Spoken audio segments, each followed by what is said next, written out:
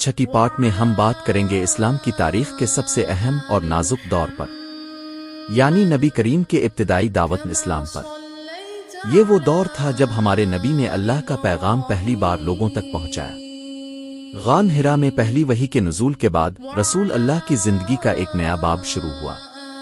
اب آپ کو اللہ نے یہ ذمہ داری دی تھی کہ انسانوں کو توحید، نیکی اور ہدایت کی طرف بلائیں، لیکن یہ راستہ آسان نہیں تھا۔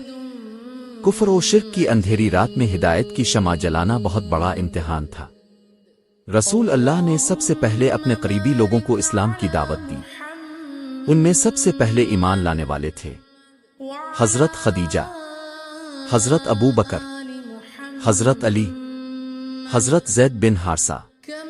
پھر آہستہ آہستہ یہ دائرہ بڑھنے لگا۔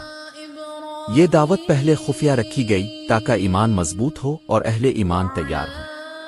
3 سال بعد اللہ نے حکم دیا